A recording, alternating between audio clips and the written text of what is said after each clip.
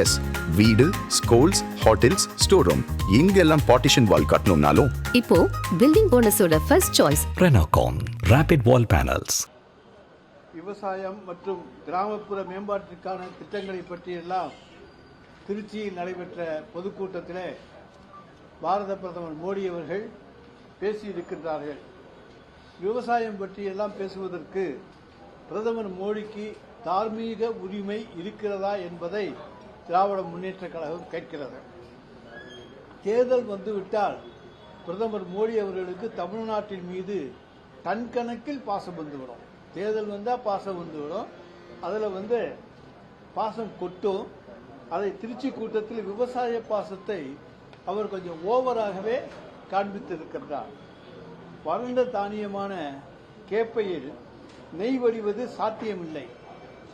கேட்கிறவன் கேணியனாக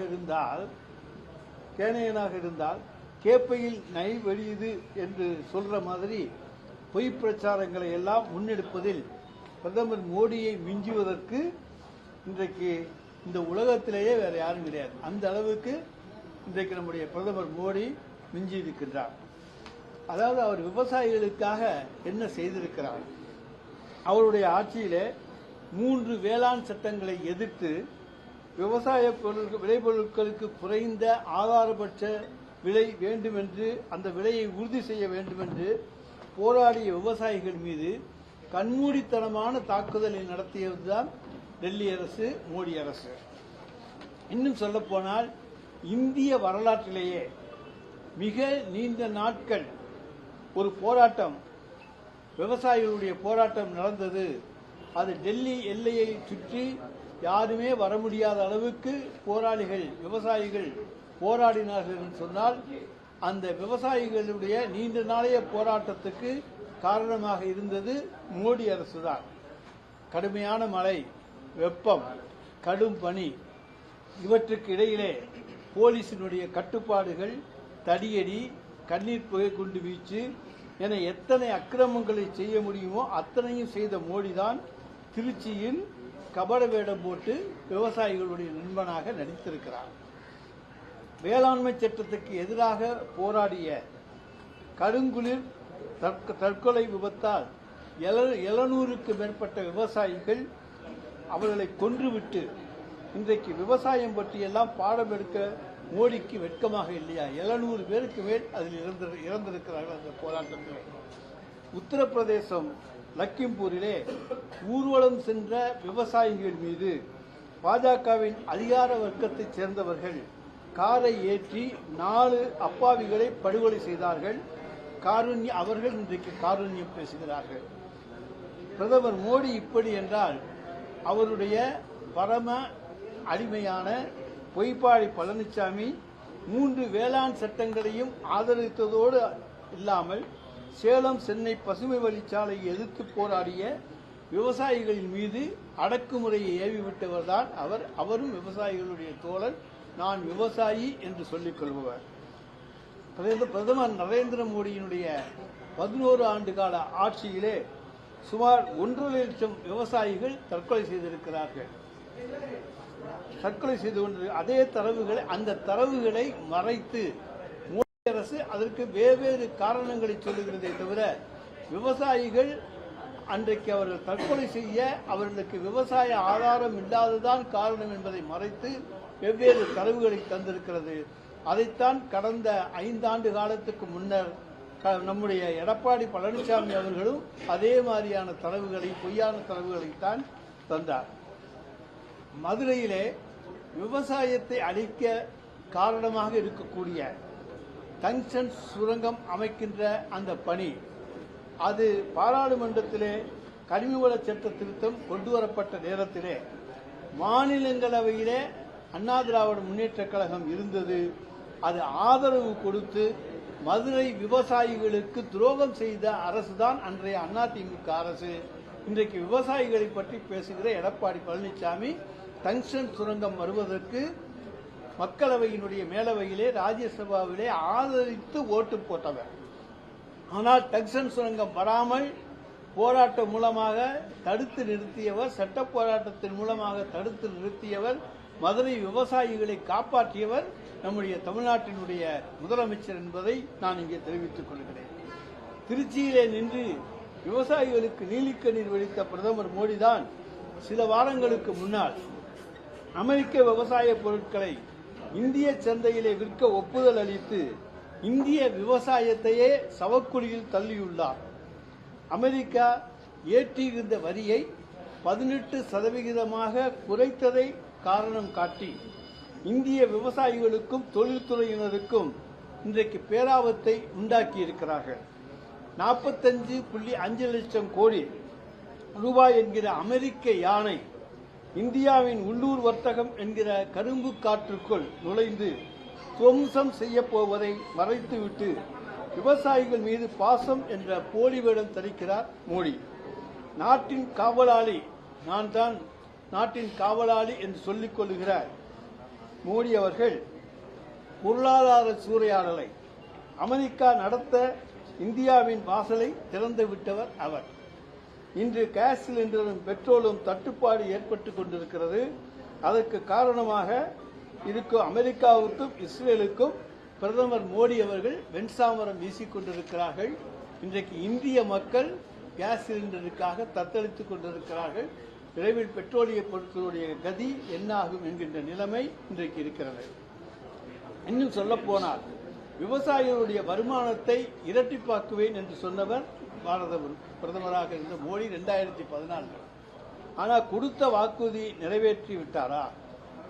இரட்டிப்பாக்கி இருக்காரா? விவசாயிகளின் வருமானத்தை உயர்த்துவேன் என்று கூறிவிட்டு ஆட்சிக்கு வந்த பின் விவசாயிகளுடைய வயிற்றில் அடித்து வருபவர் தான் பிரதமர் மோடி அவர்கள். இவையெல்லாம் தமிழ்நாட்டு மக்களுக்கு தெரியாது என்று அவர் எண்ணிக்கொண்டிருக்கிறார். ஆனால் திராவிட மாடல் அரசு ஆட்சி பொறுப்பு ஏற்ற பிறகு விவசாயிகளுடைய நலன்களுக்காக என்னென்ன செய்திருக்கிறது என்பதையும் நாங்கள் இங்கே சொல்ல வேண்டும். மாண்புமிகு முதலமைச்சர் அவர்களுடைய ஆட்சி பொறுப்பேற்ற பிறகுதான் முந்தைய அதிமுக ஆட்சியிலே நசிந்து கிடந்த விவசாயத்தை மீட்டெடுக்க வேளாண்மைக்கு என தனி பட்ஜெட் தாக்கல் செய்யப்பட்டு அதை செயல்படுத்தி காட்டி கடந்த 5 ஆண்டுகளாக வேளாண் துறைக்கென ரூபாய் 1,94,076 கோடி நிதி உழவர்களின் நலனுக்காகவும் உழவு தொழிலை மேம்படுத்தவும் ஒதுக்கப்பட்டுள்ளது. உழவர்களுடைய கோரிக்கையை ஏற்று நெல் கொள்முதல் ஆதார விலை குவிண்டாலுக்கு 2,500 ரூபாயாக உயர்த்தப்படும் என வாக்குறுதி கொடுத்து அதன்படி விலையை உயர்த்தி வழங்கியவர் மாண்புமிகு தமிழ்நாடு முதலமைச்சர். ஆனால் பிரதமர் மோடி என்ன செய்தார்? விவசாயத்தையே அழிக்கும் 3 வேளாண் சட்டங்களை கொண்டு வந்து விவசாயிகளுடைய வயிற்றில் அடிக்க பார்த்தார். 5 ஆண்டு கால திராவிட மாடல் ஆட்சியில் மட்டும் 2 லட்சம் இலவச விவசாய மின் இணைப்புகள் கொடுக்கப்பட்டிருக்கின்றன. 2 லட்சம் விவசாய மின் இணைப்புகள் கொடுக்கப்பட்டு விவசாயிகள் இலவச மின்சாரம். ஆனால் அதே நேரத்தில் ஒன்றிய அரசு விவசாயிகளுக்கு இலவச மின்சாரம் கொடுக்கக்கூடாது என உதய் மின் திட்டம் வழியாக தடை போட்டவரும் இதே பிரதமர் மோடிதான் என்பதை நாட்டு மக்களுக்கு தெரிவித்துக் கொள்கிறோம். 5 ஆண்டு திமுக ஆட்சி காலத்தில் உரிய காலத்திலே மேட்டூர் அணை திறக்கப்பட்டது, பூமி செழித்தது. கடந்த காலங்களை விட 3 லட்சம் ஏக்கர் கூடுதலாக நெல் சாகுபடி பரப்பு அதிகரிக்கப்பட்டது. அண்ணா திராவிட முன்னேற்ற கழக ஆட்சியிலே இருந்ததை விட 3 லட்சம் ஏக்கர் பரப்பு நெல் சாகுபடி அதிகரிக்கப்பட்டிருக்கிறது. முந்தைய அதிமுக ஆட்சியில் ஆண்டுக்கு 22.7 லட்சம் டன்னுக்கு மட்டுமே நெல் கொள்முதல் செய்யப்பட்டது. ஆனால் திராவிட மாடல் ஆட்சியிலே ஆண்டுக்கு 42.6 லட்சம் டன் நெல் கொள்முதல் செய்யப்பட்டுள்ளது. இன்றைக்கு இப்படி விவசாயிகளுடைய நண்பனாக இருந்து விவசாயத்தை பாதுகாத்து வருபவர் மாண்புமிகு தமிழ்நாடு முதலமைச்சர் அவர்கள். ஆனால் மழை காலத்திலே கூட நெல் கொள்முதல் ஈரப்பத அளவை குறைக்காமலும் மழை வெள்ளத்தால் விவசாயிகள் பாதிக்கப்பட்ட போதும் முறையான நிவாரண நிதி கூட வழங்காமலும் விவசாயிகளுடைய எதிரியாக இருப்பவர்தான் மோடியும் பழனிசாமியும். விவசாயிகளின் எதிரி மோடியும் அவருக்கு துணை போகும் பொய்பாடி பழனிசாமியும் தமிழ்நாட்டு விவசாய குடும்பங்கள் என்றைக்கும் அவர்களை மன்னிக்காது. பிரதமர் மோடியின் பொய் தமிழ்நாட்டில் எடுபடியாகாது.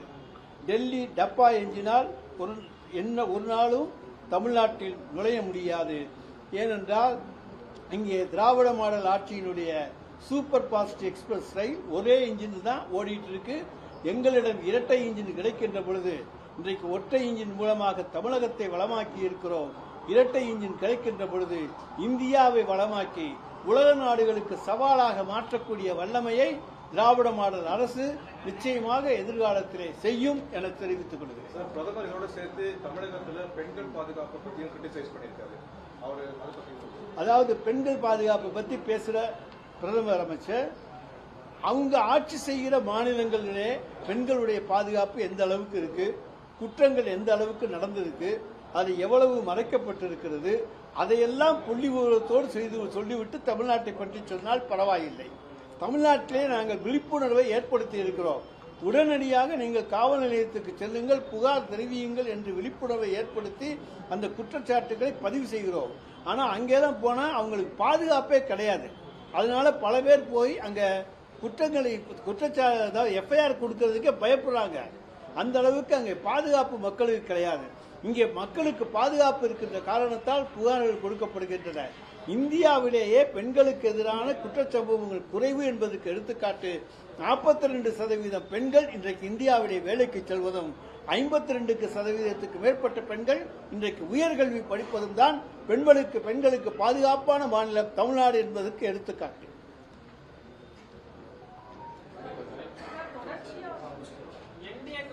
உருவானதே திமுக அரசை அகற்றுவதற்கு தான் அப்படின்னு சொல்லிட்டு பிரதமர் பேசியிருக்காரு. எடப்பாடி பழனிசாமி அதை சொல்லியிருக்காரு. சார், நாங்கள் என்டிஏ கூட்டணி இன்னும் அவங்க என்ன வேணாலும் பண்ணிட்டு போட்டேன். ஒண்ணுமே தமிழ்நாட்டில் என்டிஏ கூட்டணி ஒன்றுமே செய்ய முடியாது என்பதால் தான் எங்களுடைய தலைவர் தமிழ்நாடு முதலமைச்சர் அவர்கள் இது தமிழ்நாட்டுக்கும் டெல்லிக்கும் நடக்கின்ற தேர்தல். டெல்லினா பார்லிமெண்ட்டுக்கு தேர்தல் அல்ல. தமிழ்நாட்டிலே தமிழன் இன்றைக்கு ஆட்சிக்கு வர வேண்டும், தமிழ்நாடு ஆட்சிக்கு வர வேண்டுமா அல்லது டெல்லியினுடைய ரிமோட் கண்ட்ரோலுக்கு போக வேண்டுமா என்பதற்கான தேர்தல். நிச்சயமாக தமிழ்நாட்டு மக்கள் டெல்லியினுடைய ரிமோட் கண்ட்ரோலை தமிழ்நாட்டிலே அனுமதிக்க மாட்டார்கள். தலைவர் தளபதியினுடைய திராவிட மாடல் ஆட்சியை 2ஐ தொடர்வதற்கு இன்றைக்கு பெருவாரியான வாக்குகள் வித்தியாசத்தில் இந்த முறை திராவிட முன்னேற்ற கழக கூட்டணி மிகப்பெரிய வெற்றியை பெறும்.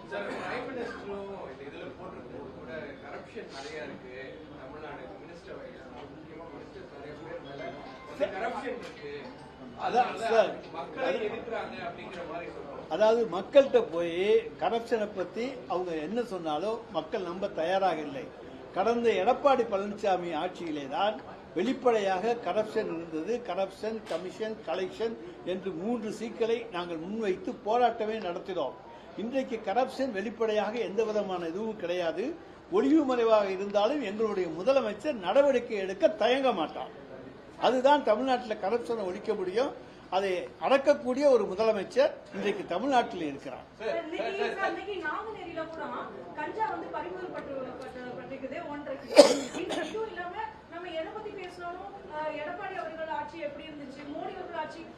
இல்லங்க, தமிழ்நாட்டிலே கஞ்சா விளையவில்லை.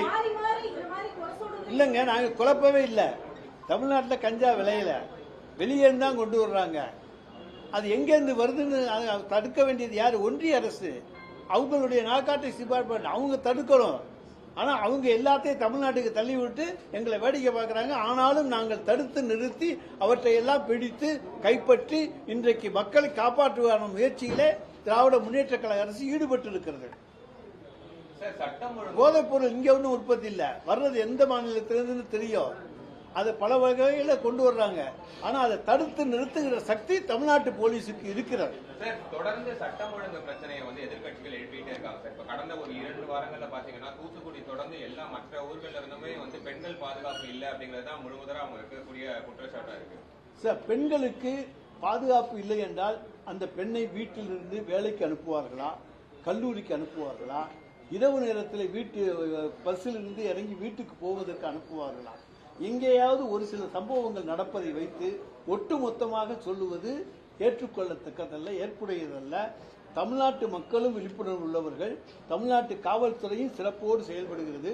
எங்கெங்க குற்றங்கள் நடக்கிறதோ உடனடியாக கண்டுபிடித்து அவர்கள் மீது வழக்கு பதிந்து தண்டனை வாங்கி கொடுக்கிற அரசாக இந்த அரசு இருக்கிறது.